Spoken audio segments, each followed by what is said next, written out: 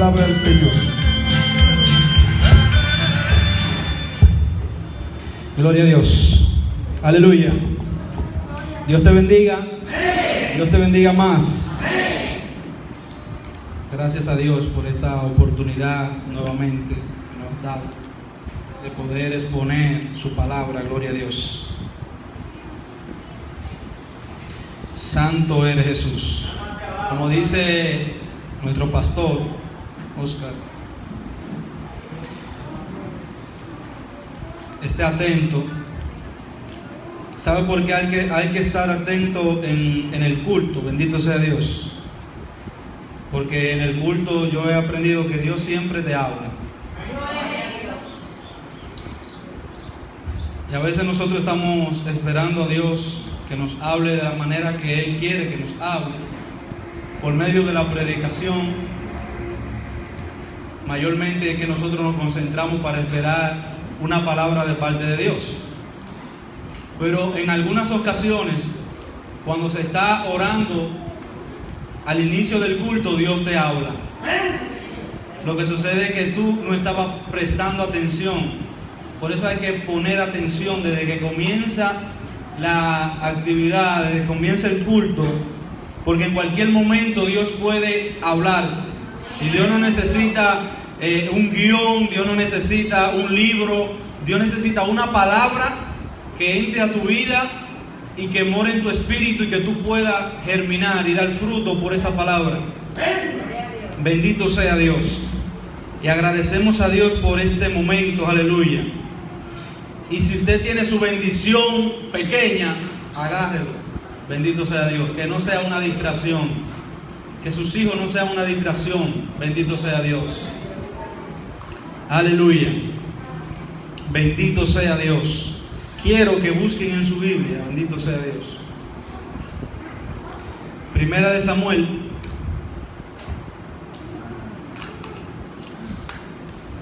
El capítulo 13.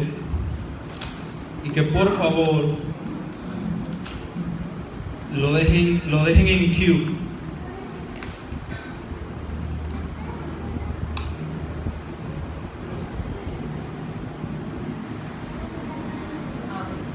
Gloria a Dios. Usted lo mantiene ahí con el divisor y lo leemos en un momento. Bendito sea Dios.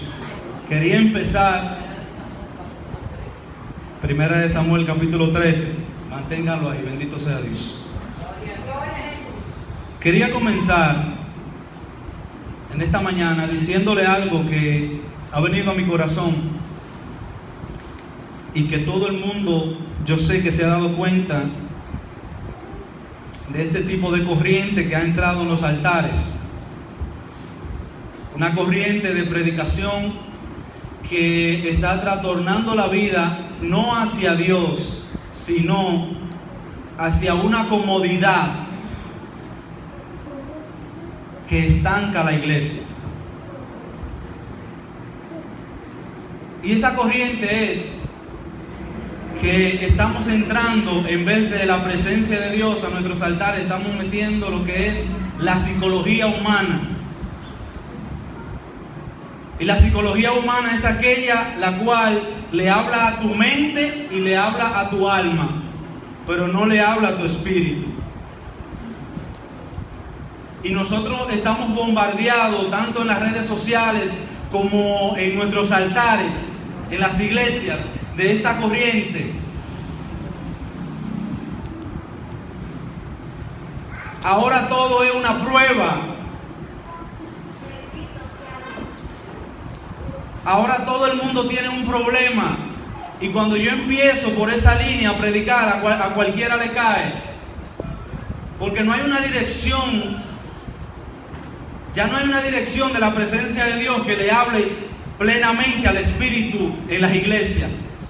Al espíritu de los hermanos que está afligido. Le hablamos a la carne, le hablamos al alma. Y el alma es donde se asientan las emociones. Vemos que cuando estos predicadores y vemos cuando estas personas están hablando a nuestra alma, a nuestra mente, vemos la iglesia emocionada. Vemos a la iglesia llena de una levadura. Y dice Pablo, un poco de levadura leuda toda la masa. Y son famosos este tipo de personas que tienen esta corriente. Hace como 2 semanas escuché que Benny Hinn es un pastor estadounidense, muy famoso. Reconoció abiertamente de que la manera que él llevaba predicando el evangelio de la prosperidad estaba errada. Pero cuánta gente, cuántos millones de personas donde él hacía cruzadas y campañas de miles y miles de personas, cuántos no fueron afectados bajo esta corriente que él le predicaba. Ahora él está reconociendo, porque parece que Dios trató con él profundamente y dijo que él estaba errado y que lo que él predicaba de la prosperidad no era lo que verdaderamente Dios quería. Yo en una ocasión, creo que fue a Alberlina que le dije, hace unos años, y le dije, la iglesia de ahora no pasa por pruebas. Yo no sé si ella se acuerda. Y le dije, ¿tú sabes lo que es una prueba? Una prueba no es que se te vaya el gas. Eso es que se acabó el gas y hay que echarle. Una prueba no es que se te vació una goma. Ahí que hay que cambiar la goma. Que se te dañó el carro y que eso es el diablo. No, el carro es viejo, tiene más de 20 años y ya te está dando el tiro. A veces nosotros ponemos la prueba. Nosotros le ponemos nombres, pero en realidad son pruebas. ¿Sabe lo que es prueba? Es que te quemen vivo de un algo por tu predicar que Cristo es la salvación. Vamos al año 1800, 1700, 1400. Que por tú decir que era cristiano en la Santa Inquisición,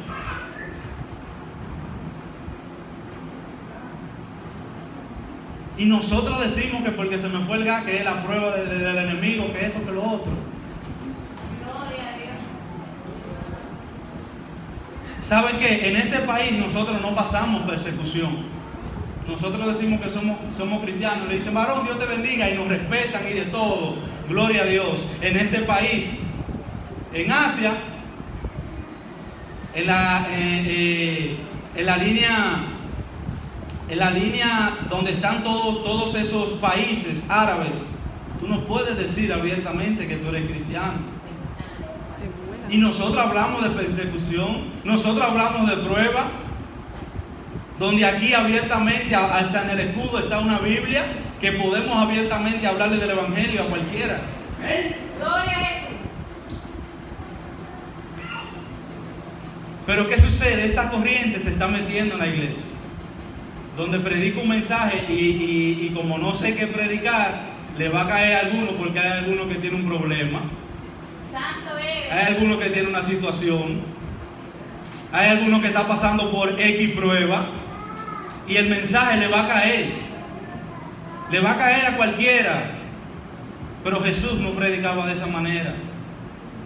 Jesús no predicaba para el alma. Jesús le predicaba al espíritu. Gloria a Jesús. Jesús no predicaba para las emociones, que solamente lo que te euforian por un momento, pero luego al salir de esa puerta sigue comportándote como te comportabas. Como decía la canción, solamente queremos escuchar las promesas, pero no queremos escuchar lo que Dios ha dicho en su palabra para nosotros cumplir, para que esas promesas vengan a nuestra vida. O perseguimos a Dios por las promesas, o perseguimos al Dios para cumplir su palabra y obtener, si es su voluntad, en aquel momento cuando estemos delante de Él, su recompensa. Pero nosotros queremos la recompensa ahora, y que luego de eso venga el cumplir la palabra después. ¿Y qué sucede con esta corriente? Que nosotros la hemos acomodado en nuestra iglesia, en nuestras iglesias, porque voy a hablar en plural. La hemos acomodado Y no me importa cómo esté el que lo esté diciendo. Yo solamente lo que quiero es que tú me des esa palabra que tú le diste allá en El Salvador y que tú la traigas aquí y que la iglesia mía se encienda. Pero Dios no quiere eso. Dios quiere un cambio genuino. Pero por medio de las emociones nunca va a llegar ese cambio. Gloria a Dios. Hablándole de las emociones no va a llegar ese cambio. El cambio llega cuando esa palabra penetra, como dice ella, que son vivas y eficaces, y penetra hasta lo más profundo, hasta los tuétanos, hasta que llega a tu espíritu. Y esa palabra, llega un momento donde cuando Dios te habla y esa palabra penetra hasta lo más profundo de tu espíritu y esa palabra se queda ahí, como se quedaba con María, cuando María estaba viendo todo lo que estaba aconteciendo y que iba a acontecer con Jesús. Dice que estas palabras venían a su corazón, a su espíritu, y ella era confortada. Y ella seguía viviendo de acuerdo a esa palabra que estaba en su espíritu, a lo que ella veía. Cuando una palabra llega a tu vida y se acomoda en tu espíritu, va a dar fruto. Va a dar fruto. Pero cuando se anida en tu alma, tú vas, óyeme, te pueden dar 25 profecías y si se anidó en tu alma, no va a funcionar. Porque el espíritu es el motor del cristiano. El espíritu es el que se conecta con el Padre. El espíritu es que te da la convicción de que Dios está contigo y que a pesar de todo lo que está sucediendo, tú tienes una palabra de Dios. Pero si la tienes incrustada en las emociones, ¿sabes qué sucede? Que cuando trompieces, te vas a enfocar en el dolor. Te vas a enfocar en el dolor. Porque cuando tú la tienes en el alma, te basas en las emociones, en lo que sientes, en lo que te hizo el hermano. Y no avanzas. Y no avanzas. Porque como yo le estaba comentando a mi esposa en una ocasión, nosotros ya no buscamos a la persona por el fruto que está dando, sino por cómo Dios lo está usando. Y estamos cerrados. Porque dones y talentos tienen muchos, pero el fruto lo tienen pocos. Había muchas higueras en Israel, pero sin embargo Jesús se acercó a una y vio que no había fruto, pero estaba frondorosa. Había sombra en ella. Parecía un ministro, pero no había fruto. Y Dios no quiere que tú te parezcas, sino que tú lleves fruto. No es que diga, mira que mata y mira cómo Dios lo usa, sino que diga, mira qué fruto lleva. Mira qué fruto. Y yo creo que comenté de eso en una ocasión, en otro mensaje, bendito sea Dios. Pero vamos a ponernos para este mensaje, que eso es otra cosa. Bendito sea Dios. El que tenga Samuel, primera de Samuel, capítulo 13. Vaya inmediatamente, bendito sea Dios, que yo sé que ustedes quieren ir. Bendito.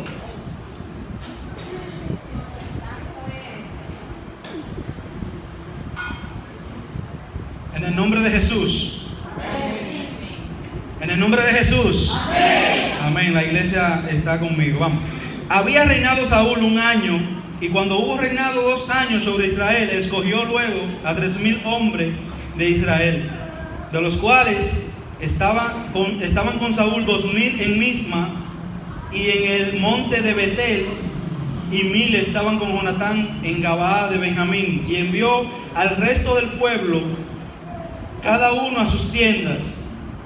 Y dice que Jonatán atacó la guarnición de los filisteos que había en el collado, y los oyeron los filisteos, e hizo Saúl tocar trompeta por todo el pueblo, diciendo: oigan los hebreos. Y todo Israel oyó que se decía: Saúl ha atacado la guarnición de los filisteos. Y también que Israel se había hecho abominable a los filisteos. y se juntó el pueblo en pos de Saúl en Gilgal.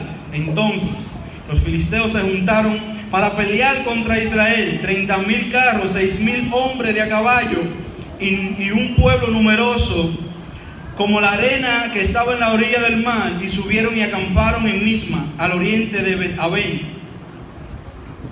Cuando los hombres de Israel vieron que estaban en el estrecho, porque el pueblo estaba en aprieto, se escondieron en cuevas, fosos, peñascos, en rocas y en cisternas.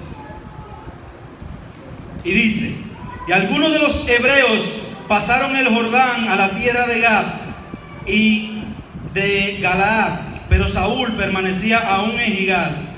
Y todo el pueblo iba tras él temblando, y él esperó 7 días conforme al plazo que Samuel le había dicho, pero Samuel no venía a Gilgal.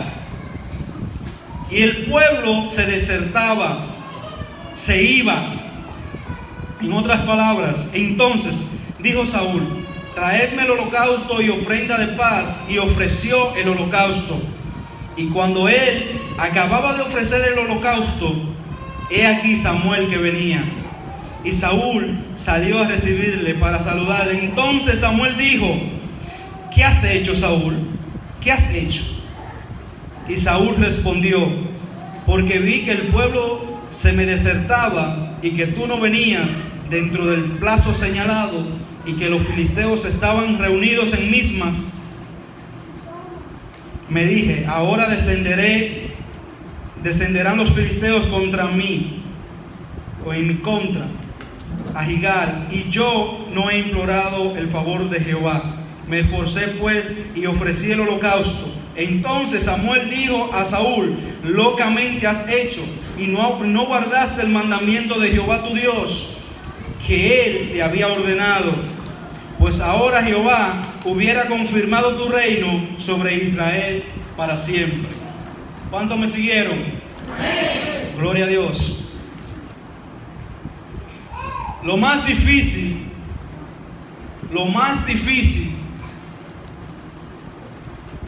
para un pueblo o para una iglesia es subir a la batalla sin estar preparado. ¿Qué es lo más difícil? Subir a la batalla sin estar preparado.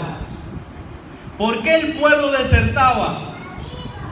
¿Por qué el pueblo se iban de nuevo a sus casas? ¿Por qué el pueblo no iba en pos de Saúl y desertaba? Porque no estaban preparados para la batalla. Solamente tenían un líder, pero no estaban preparados para la batalla.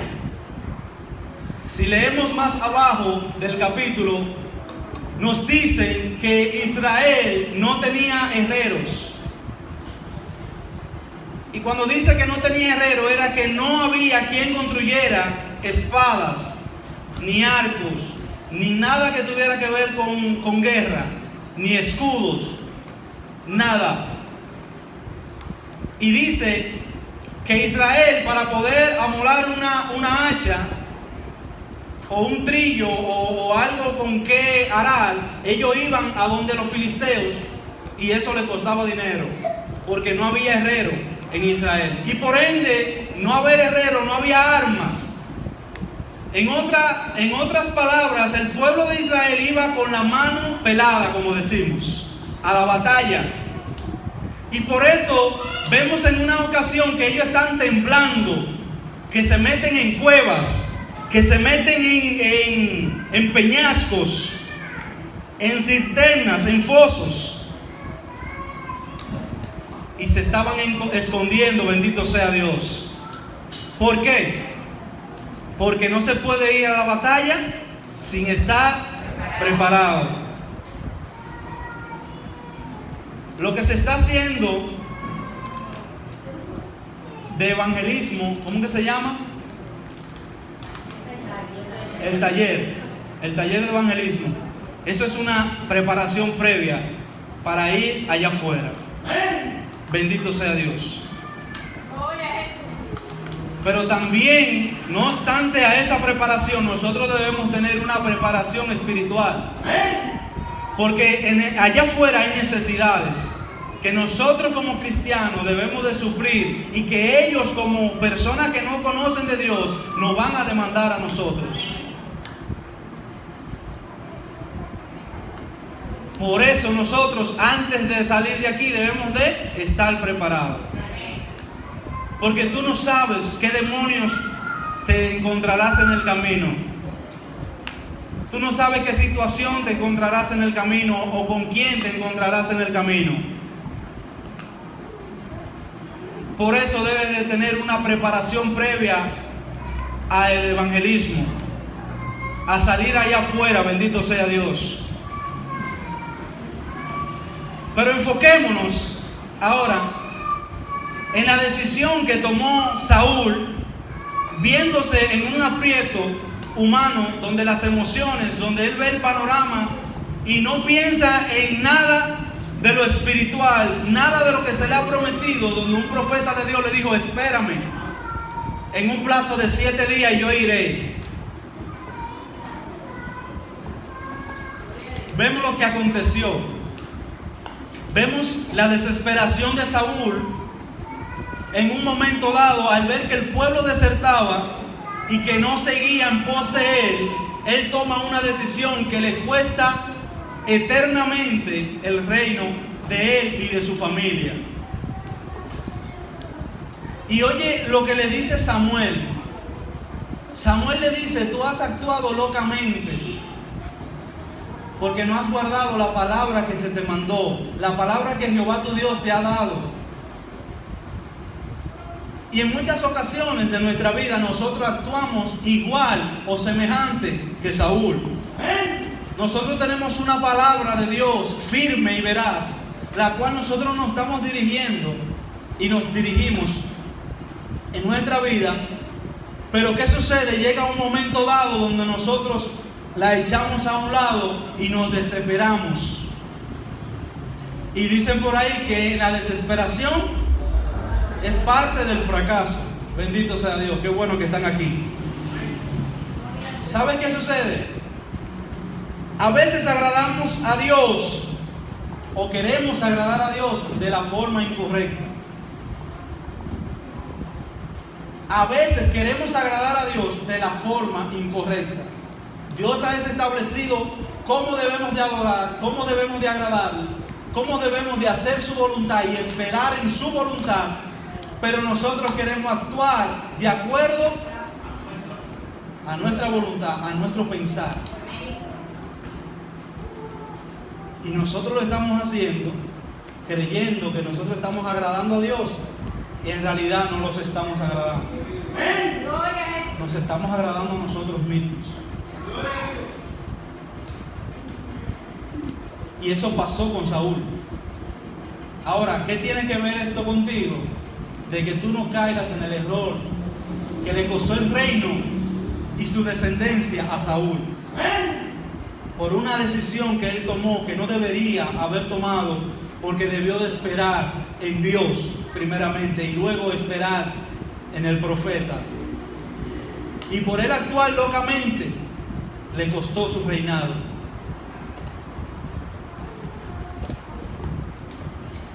Pero ¿qué sucede? Muchas veces queremos agradar a Dios de la forma incorrecta. Y muchas veces queremos agradar o ayudar al hermano de la forma incorrecta. Al hermano no se ayuda yendo donde otro y criticándolo. Porque ya se ha establecido que si tú ves una falta en el hermano, en Mateo, lo que lee en Mateo, que hay que volver a Mateo, leemos que Jesús explica qué se debe de hacer. Pero nosotros, en vez de querer ayudar al hermano de la forma que nosotros pensamos que lo estamos ayudando, ¿saben qué sucede? Que nosotros lo estamos desayudando y estamos haciendo la cosa incorrectamente. Porque lo que debemos de hacer es que si tú ves a un hermano en falta, que tú te acerques donde él. Y que si luego él sigue en esa situación, te acerques de nuevo. Y si ya él no te escucha la primera o la segunda vez, que llames a los líderes. Pero ¿qué nos llega a nosotros? Buscar el hermanito que yo tengo más confianza. Y no lo usan para orar, sino para utilizar este dedo. Entonces, no es la forma que Dios ha establecido en su palabra, sino de la forma que tú crees que está bien. Yo no sé cuánto me sigue. Bien. Queremos también restaurar de la manera incorrecta. Queremos restaurar de la manera incorrecta. Y aún en la Biblia dice también que cuando tú vas a restaurar, tú tienes que ir con un espíritu de mansedumbre,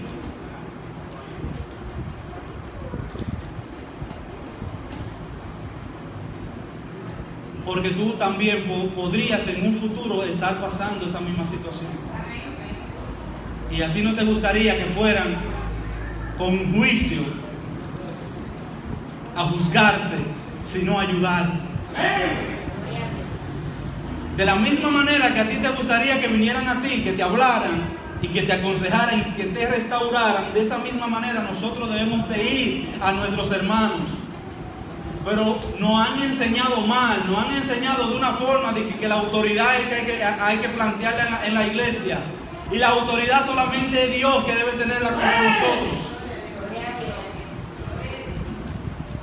Que no, varón, usted se va a perder si sigue haciendo eso. No es la manera que Cristo no restauró así a Pedro cuando él pecó. ¿Lo leyeron? ¿Se acordaron que Jesús no juzgó a Pedro de la manera que nosotros actuamos muchas veces? Jesús lo restauró con amor.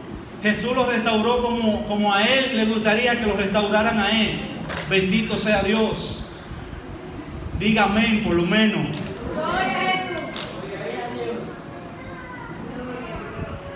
¿O usted quiere que lo restauren de otra forma? Alabado sea Dios. Gloria a Jesús. Nosotros como iglesia, muchas veces el que se nos sienta al lado necesita ser restaurado. Pero estamos en Belén con los pastores. Y muchas veces esa persona que se sienta necesita una oración, necesita una palabra. Pero no una palabra de que Dios va a estar contigo en tu proceso y que todo que se han levantado en tu proceso y que tú lo verás. No es esa palabra que Dios busca. O no es esa palabra que el hermano necesita. Esa es una palabra que le va a llegar a él, a su alma, a sus emociones. Y él va a decir, sí, varón, tú tienes razón, me cayó a mí eso, me cayó. Nosotros no debemos de decir una palabra porque le caiga a fulano, sino porque venga de parte de Dios y esa persona lo necesite, bendito sea Dios. Y cambie su vida, cambie su manera de actuar, su manera de caminar. Pero no porque le caiga y que usted ande con un espíritu de adivinanza, vea a quién le cae este mensaje, bendito sea Dios. Es que usted tenga una relación con Dios, que usted diga, oye, fulano, necesito un abrazo. Y tú vayas. Y esa persona no te tenga que decir, tú vayas y lo abraces. Y después al final él diga, yo necesitaba ese abrazo. Gloria a Jesús. Pero andando en Belén con los pastores no vamos a lograr eso. Solamente vamos a estar tirando palo al aire a ver a quién se le pega esta palabra. Y no es así. No es así. Gigi Ávila no predicaba así. A quien le caiga.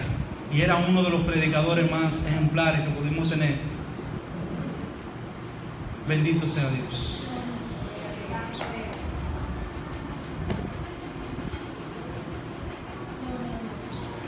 Caemos en el error de hacer las cosas a nuestra manera y no a la manera de Dios. ¿Cuántos han pecado? ¿Cuántos han pecado de esa forma?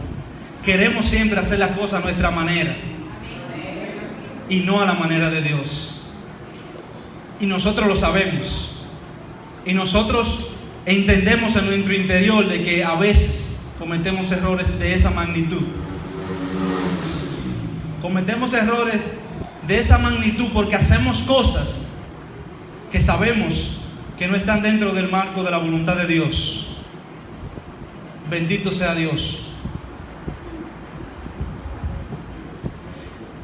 En esta ocasión que vemos a Saúl, lo vemos acorralado. Lo vemos, como nosotros decimos, entre la espada y la pared. ¿Qué hago? Estoy viendo el pueblo desertando. ¿Qué hago? ¿Qué decisión tomo?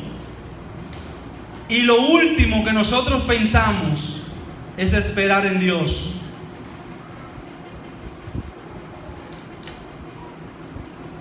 Esperar en Dios es lo más difícil que nosotros podemos hacer como cristianos o tener.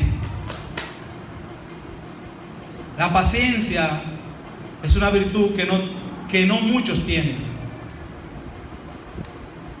Pero dice Santiago que la paciencia tú la obtienes por medio de las pruebas, porque las pruebas son las que producen la paciencia. ¿Por qué? En las pruebas, porque en las pruebas, en las verdaderas pruebas, no en las pruebas que andan por ahí, que le quieren meter a los cristianos, las verdaderas pruebas es donde tú esperas verdaderamente en Dios, como esperaron Sadrach, Mesach y Abednego en el horno de fuego. Esperaron en Dios. Eso es una prueba. No es que me bloqueó de WhatsApp, eso no es prueba. Lo que nosotros queremos estar metiendo en la iglesia es pruebas reales. Es que no me voy a postrar delante de ese Baal. No me voy a postrar delante de esa estatua y por eso me quieren matar. Y yo no me postraré. Eso es una prueba. Y no me postro, y no me postro, y no me postro, porque mi Dios es real. Y es en el único que yo me postraré y esperaré en Él. Ellos dijeron: haga Jehová lo que Él quiera con nosotros. Si Él quiere salvarnos, pues nos va a salvar. Pero si no, como quiera, bendito sea el nombre de Jehová. Esperaron en Él. ¿Qué hizo Dios? En su espera acudió a ellos. Ya no eran 3, sino 4. Bendito sea Dios. Ya no eran 3 que habían entrado en el horno, sino 4. El ángel de Jehová apareció para protegerlo. Bendito sea Dios. ¿O es que en tu prueba tú crees que el ángel de Dios desaparece y no vuelve más a tu vida? Dice que el ángel de Jehová está alrededor de quien le teme a Dios y lo defiende.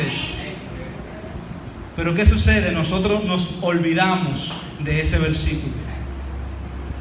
Y nos olvidamos también de que en Mateo 28, los últimos versos de ese capítulo, Jesús dijo: yo estaré con vosotros hasta el fin. Y cuando nosotros estamos en situaciones apretadas de nuestra vida, nosotros nos olvidamos de ese verso. Y Él no dijo que no iba a estar contigo porque tú tengas prueba. El tener prueba no quiere decir que tú estás en pecado. De la única manera que Dios no está contigo es cuando tú estás en pecado. ¿Sabe por qué en el huerto de Getsemaní, cuando Jesús estaba rogando al Padre que pasara esta copa de Él, y el Padre no estaba, y Él lo llamó y el Padre no llegó? Porque Jesús ya tenía todos los pecados del mundo sobre Él, y Dios no se mezcla con el pecado. El único momento o lapso de tiempo que el Padre se separa de Jesús es desde ese momento del huerto hasta la crucifixión.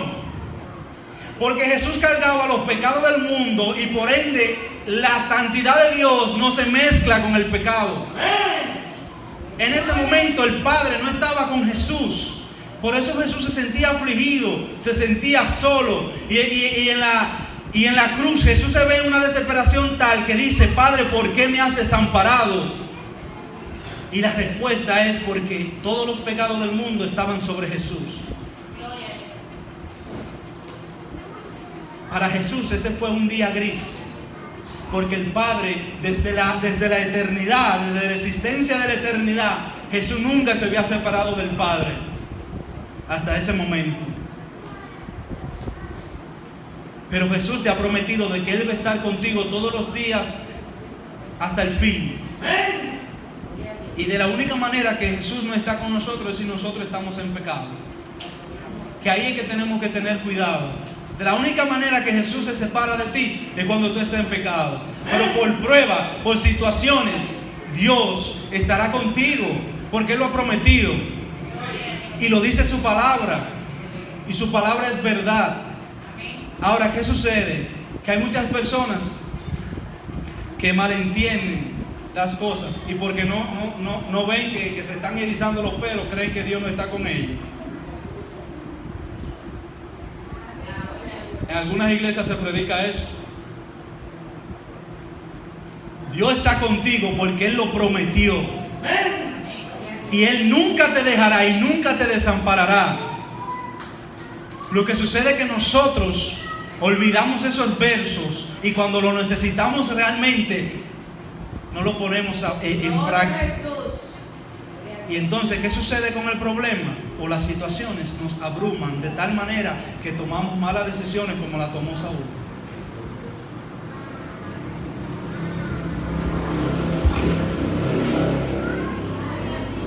Gloria a Dios. Dele un aplauso al Señor, bendito sea Dios.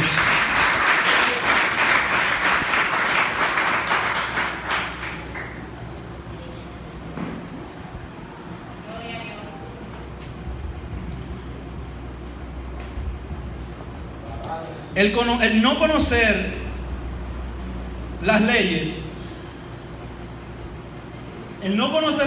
no te hace exento a ellas. Por eso nosotros incentivamos a que la Biblia se debe de leer, se debe de conocer y se debe de poner en práctica. Porque si usted no conoce en dónde está, a quién le sirve y que Él ha dejado que nosotros debemos de cumplir, aunque usted no lo sepa, usted no está exento a cumplirla, ni exento a las consecuencias de no cumplirla. Yo no sé si me entienden, o lo digo en algo más llano.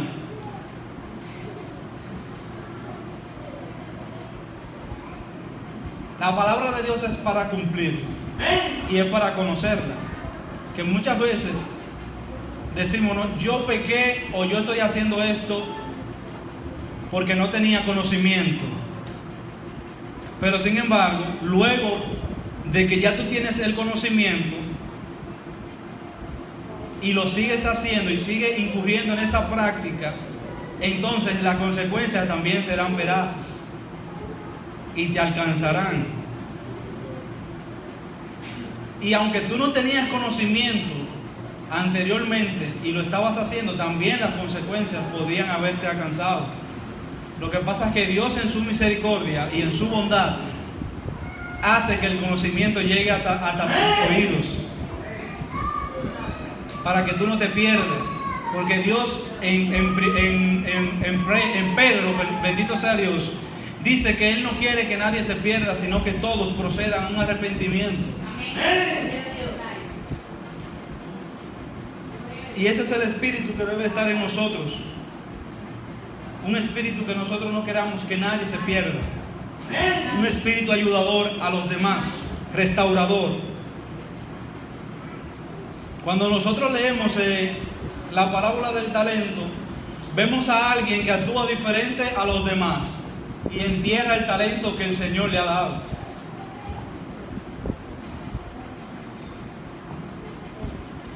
Pero ¿qué sucede? ¿Él estaba exento a las consecuencias? No. Él conocía a su Señor. Él conocía a su Señor y él sabía lo bravo que era su Señor. Él sabía lo recto que era Él. Y sin embargo tomó una decisión muy diferente a los otros dos y enterró su talento. Pero eso le trajo una consecuencia y nosotros la hemos visto en esa parábola. lo que sucedió.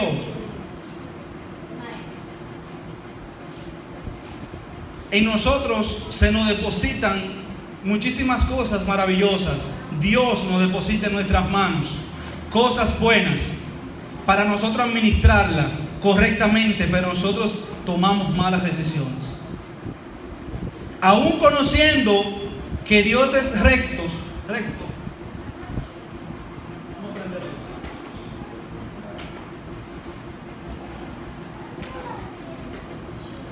Gloria a Dios. Aún conociendo, bendito sea Dios, lo recto que es Dios, lo que Él puede hacer y lo que Él ha mandado en su palabra, nosotros tomamos decisiones erradas. Pero en esta mañana nosotros, como hijos de Dios, debemos de depositarnos en sus manos, porque dice el salmista que en tus manos están mis tiempos. En tus manos, Jehová, están mis tiempos. Y llega un momento que nosotros queremos las cosas que sucedan de la manera que nosotros queremos, en el tiempo que nosotros queremos, de la forma que nosotros queremos. Pero no entendemos que nosotros ahora somos esclavos por amor a Jesucristo y que debemos de esperar en su voluntad y que las cosas sean cuando Él le apetezcan.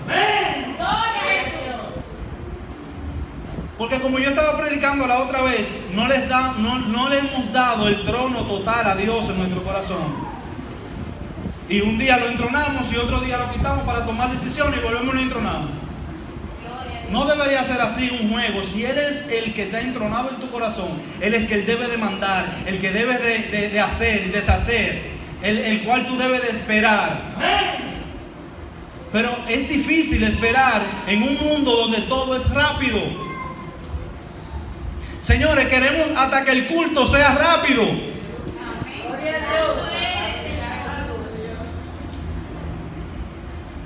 ¿Cuánto es que va a durar esto, Dios mío? ¿Cuánto es que va a durar este moreno predicando? Dios, tengo hambre. O sea, queremos todo rápido. Bendito sea Dios. Ya no es como antes, bendito. Que todo era más calmado. Y eso, que estamos en Santiago. Si ustedes van a Santo Domingo o a Higüey, ahí es que la cosa es rápida.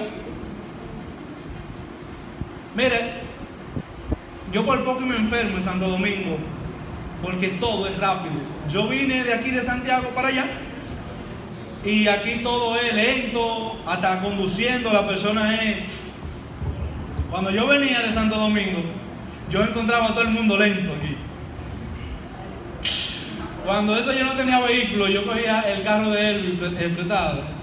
Y cuando yo salía, tocando la bocina desesperado, porque ya la rapidez que yo tenía en Santo Domingo, cuando yo venía aquí, yo encontraba todo lento. La gente caminaba lento, la gente comía lento y todo. Y toda era la costumbre de esa vida rápida, express, que yo estaba teniendo en ese momento. Y así mismo era comiendo rápido, por poco y le daba una úlcera a uno, porque tenía que salir volado, porque si no te agarraba el tapón, que esto, que lo otro. Y estamos viviendo en un mundo, y estamos llevando el cristianismo de esa misma manera, que le pedimos una cosa a Dios y queremos que Dios actúe rápido, porque yo no estoy para esperar mucho. Si le pedimos una novia a Dios, queremos que sea rápida. Dios mío. Y aquí me detengo, porque aquí hay jóvenes que están entrando en esa etapa y están entrando en ese ámbito de noviazgo y que quieren sus novios y su novia. ¿Y qué sucede? Yo una vez le dije a un joven de aquí, que lo vi como con esa euforia de querer una novia rápida y rápido y todo rápido, y yo le dije: ¿tú en 2 años estás preparado para casarte? Me dijo: no, varón, yo todavía, ahora que estoy en la universidad, y no, usted sabe que uno quiere una novia para uno estar ahí. No, oye, varón, lo que te voy a decir, en el cristianismo no se puede durar mucho de noviazgo. Porque el enemigo tienta demasiado. Santo eres, Señor. Lo máximo que uno podría darle a alguien de noviazgo en el Evangelio son 2 años. Para que en esos 2 años se conozcan su familia y puedan empezar a hacer los planes. Pero un noviazgo en el cristianismo que dure más de los 2 años ya entra en un problema. ¿Y por qué entra en un problema? Porque la confianza ya es tal que el enemigo tienta. Y esas hormonas también tientan.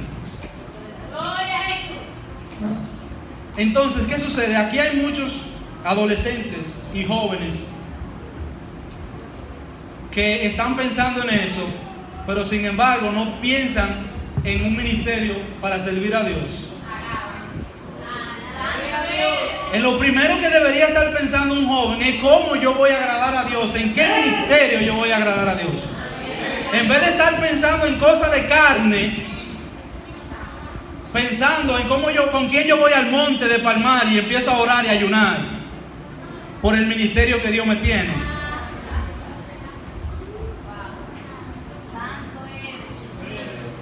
Lo que están es pensando en esto mismo, en la corriente que anda, de que si tú no tienes una novia o un novio, tú estás atrás, que ya yo tengo 20 años y yo no tengo novia, o 22, 23. Ahora, tú tienes 20 años, ¿verdad? Pero tú en 2 años estás preparado para tener un matrimonio. Si no estás preparado para tener un matrimonio en 2 años, no necesitas novia todavía. Tú lo que necesitas es meterte con Dios. Tú lo que necesitas es que el Espíritu Santo te llene. Es eso lo que se necesita.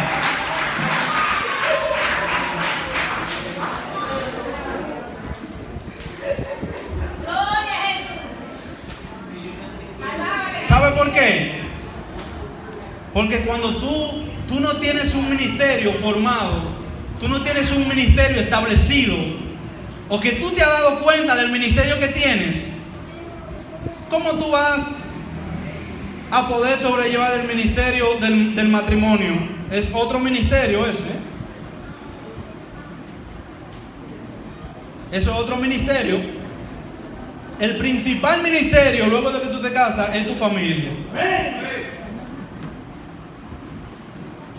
Si tu familia no está bien, el segundo ministerio no va a estar bien. Entonces yo veo estas muchachitas y estos jóvenes pensando en eso. Y yo digo, pero yo no estaba pensando en eso cuando yo tenía esa edad de ellos. Yo estaba pensando y llamando a un amigo mío, José Luis de Palmar, en ese tiempo, y llamándolo, ¿cuándo que nos vamos a meter 4 días para el monte a orar, a ayunar por allá? Cuando eso yo vivía aquí todavía. Y yo era soltero. Y tenía como 22, 23 años. Yo no estaba pensando en eso. Yo estaba pensando en el ministerio, primero. Y segundo, conseguir un trabajo. ¿Quieren novia sin trabajo?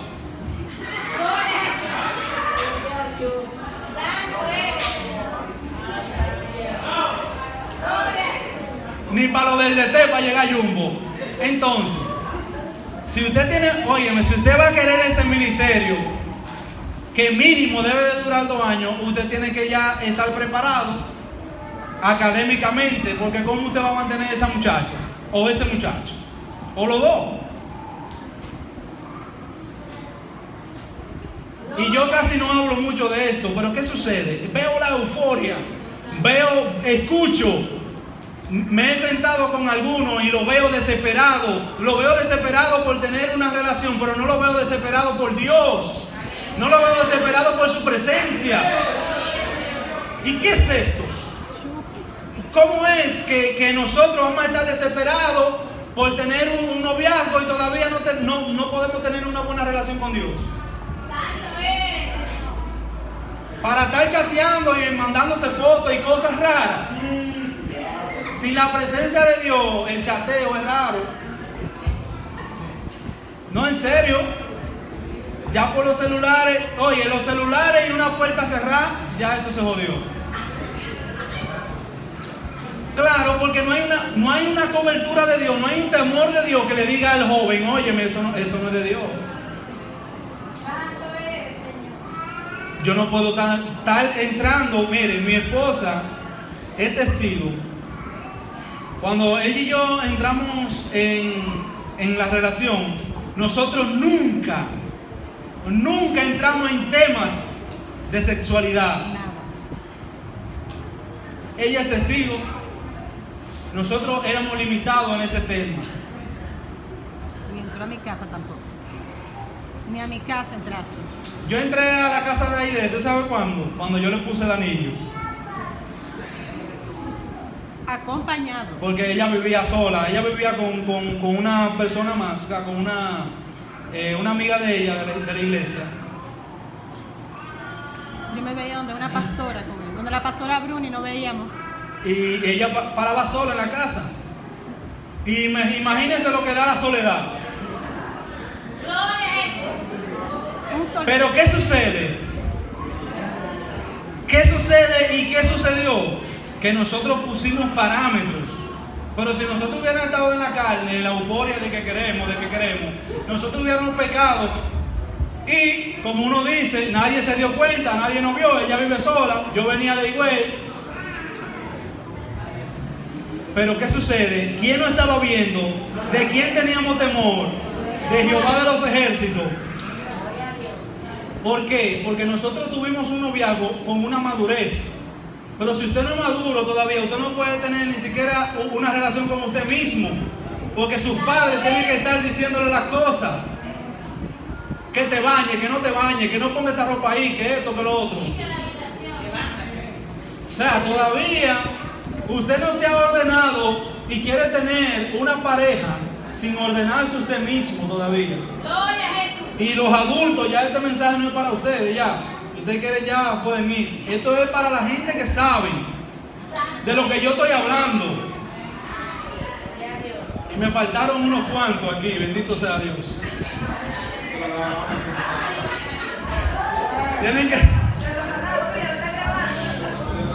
Tienen que traerlo para el culto de jóvenes el viernes, bendito sea Dios. Gloria a Jesús.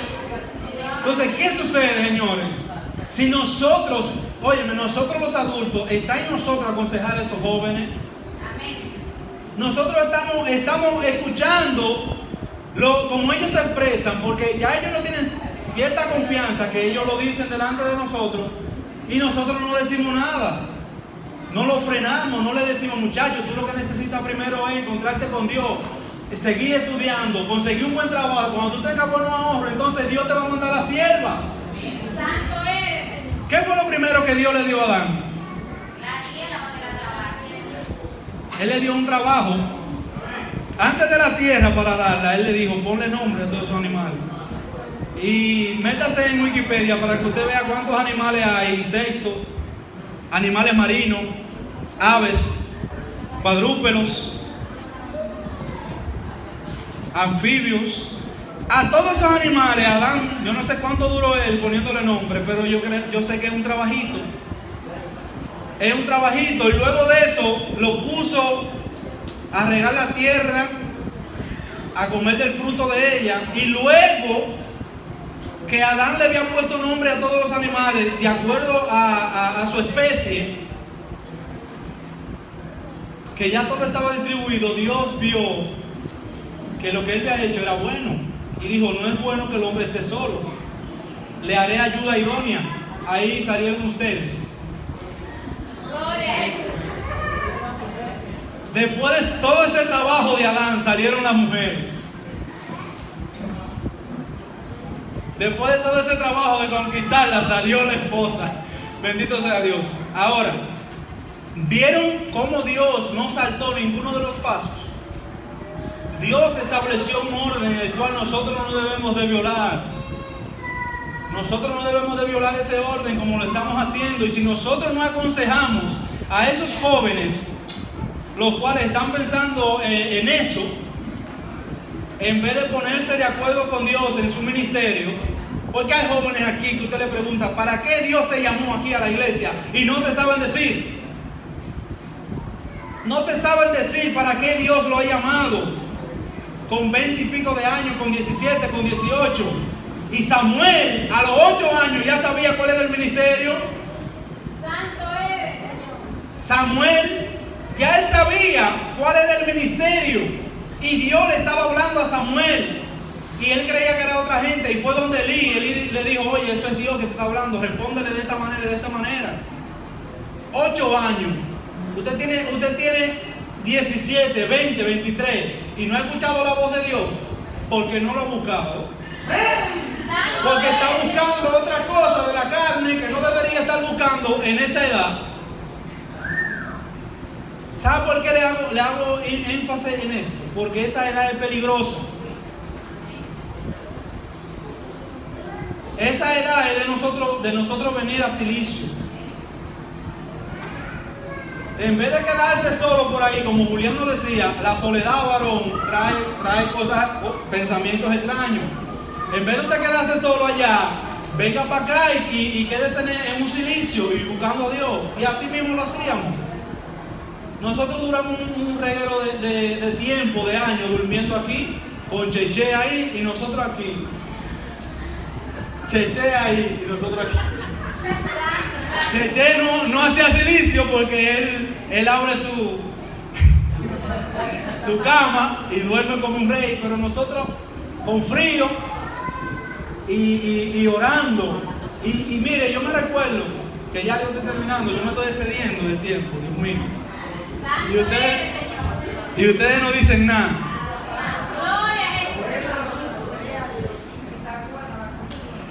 Y no es nada para vanagloria, pero la Alianza Cristiana y Misionera, escuchen esto, señores.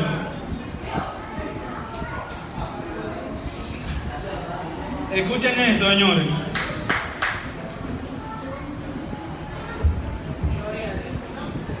Están en otro culto por ahí. La Alianza, esta iglesia, entró en una ocasión donde todos los matrimonios, no todos, en excepciones, estaban teniendo situaciones, mire, fuerte. Y nosotros, los que estábamos haciendo silicio aquí,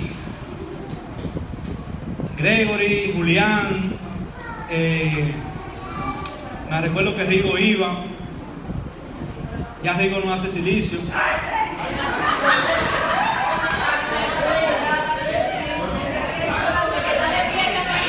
Ya después que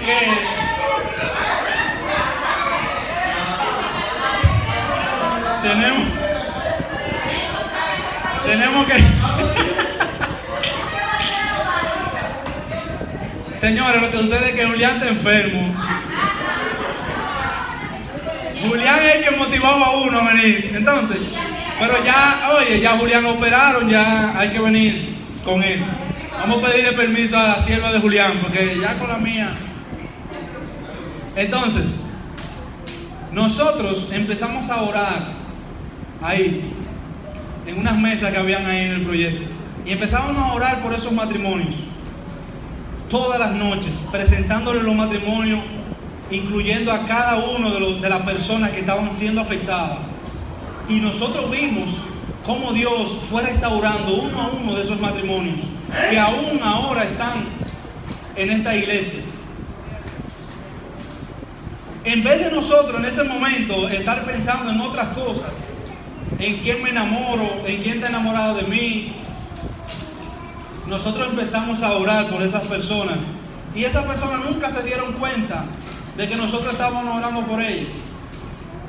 Por eso les dije al principio que no es para vanagloria, sino que nosotros como iglesia, cuando nos unimos a hacer algo, nosotros lo cumplimos. Nosotros llegamos a esa meta, pero es en unión. Si nosotros, por ejemplo, nos comprometemos con esos jóvenes que están subiendo ahora, que están pensando en las cosas que no deberían estar pensando, y usted como adulto aconsejar, con un consejo que usted le dé a un joven, usted se acerque y le explique las cosas como son, usted estará ayudando a ese joven a un mejor futuro, tanto aquí en la iglesia como allá afuera. Porque allá afuera no hay nadie que lo aconseje. No hay nadie que se sienta como un joven. Los jóvenes están trompezando en el error de los adultos y trompezando y no hay nadie que le diga cómo hacer las cosas. Dios nos ha puesto en este lugar para nosotros hacer las cosas, nosotros ayudar a esos jóvenes, y no tanto a los jóvenes, sino a todo el que lo necesite, pero hacerlo y restaurar a las personas con espíritu de mansedumbre. Amén. ¿Se quieren ir? Amén. Gloria a Dios. Amén. Dios te bendiga, iglesia. Dios te bendiga más. Qué contentura, ¿eh? Ya se van. Vamos a dejar al pastor